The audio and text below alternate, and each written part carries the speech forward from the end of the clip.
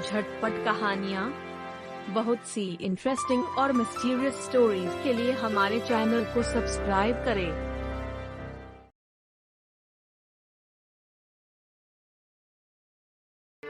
पिछले भाग में आपने देखा कैसे एक गांव के अच्छे तांत्रिक ने एक बुरे तांत्रिक की आत्मा को उसके शरीर से निकाल उसे एक गुड़िया के अंदर कैद कर दिया। उस गुड़िया को आजाद होते हुए भी आपने देखा।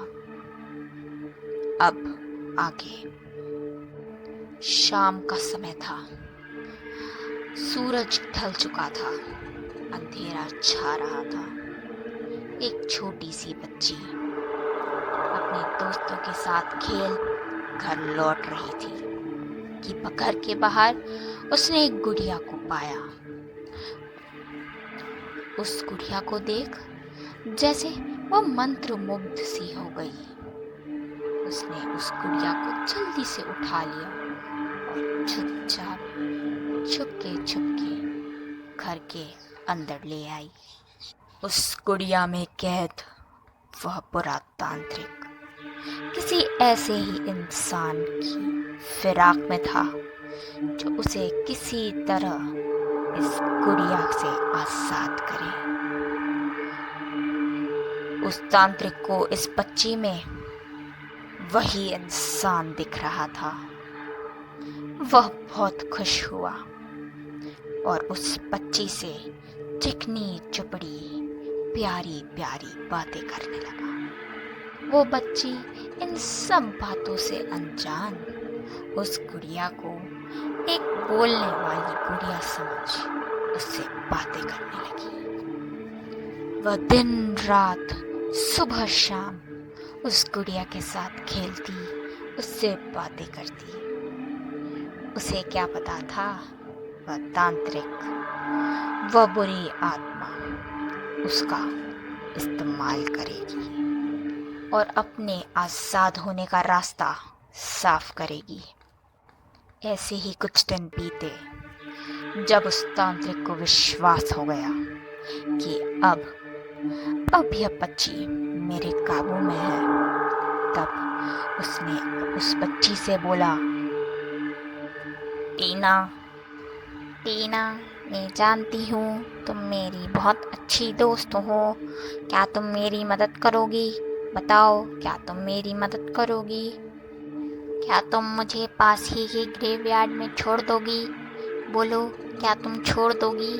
बस इतना कर दो, तुम मेरी दोस्त हो। और टीना उसको अपना दोस्त समझ उसकी बातों में हामी भरती।